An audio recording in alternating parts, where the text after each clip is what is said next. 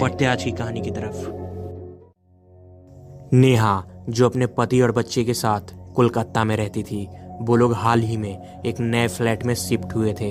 नेहा का पति बिजनेस के सिलसिले में हमेशा घर से बाहर ही रहता था और कभी कभी घर आता था। नेहा अपने बच्चे के साथ घर में ही रहती थी। नेहा को उस नए फ्लैट में कुछ अजीब सी चीजें महसूस होती थी। कभी सीढ़ियों से उसे कोई धक्का दे देता था, कभी अचानक ही किसी औरत की रोने की आवाज़ सुनाई देती थी, तो कभी बाथरूम के नल से पानी की जगह खून गिरना शुरू हो जाता था। कभी अचानक उसे कोई पीछे से खींच लेता था और कभी कभी तो उसे भूत भी दिखाई देता था।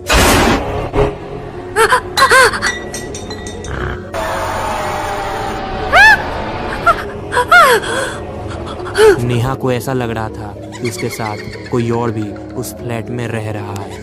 नेहा बहुत ज़्यादा डर जाती है और उस फ्लैट के बारे में अपने पड़ोसियों से पूछने लगती है। लेकिन पड़ोसियों से पूछताछ में नेहा को एक बहुत ही अजीब सी चीज़ के बारे में पता चलता है।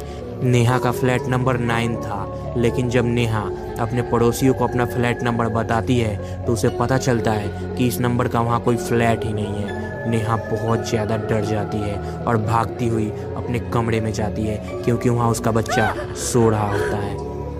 नेहा डरते हुए घबराते हुए अपने पति को फ़ोन लगाती है और उसे सारी बात बताती है। लेकिन नेहा का पति नेहा की बातों का विश्वास नहीं करता है और फ़ोन काट देता है। थोड़ी देर बाद कोई नेहा के घर का दरवाज़ा खटखटाता है।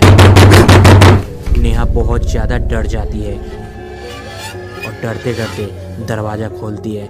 घर के दरवाजे पे कोई और नहीं बल्कि नेहा का पति था। उसका पति चुपचाप घर के अंदर चला जाता है। तभी अचानक नेहा को उसके पति का कॉल आता है। नेहा सोच में पड़ जाती है कि उसका पति तो उसके सामने है। नेहा डरते डरते कॉल रिसीव करती है। नेहा का पति फ़ोन पे नेहा से कहता है कि आज वो घर नहीं आ पाएगा क्योंकि उसे एक अर्जेंट मीटिंग में जाना है।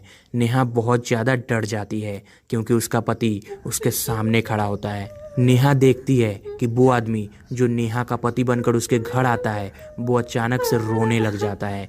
दरअसल वो आदमी जो नेहा का पति बनकर उसके घर में आया था वो उसका पति नहीं बल्कि भूत था। अचानक वो आदमी नेहा और उसके बच्चे पे हमला कर देता है और दोनों को जान से मार देता है। इस सारा घटना उस फ्लैट में मौजूद सीसीटीवी में रिकॉर्ड हो जाता है। तो दोस्तों, ये थी आज की कहानी। अगर आप इस कहानी का पार्ट 2 चाहते हैं तो हमें कमेंट करके बताइए।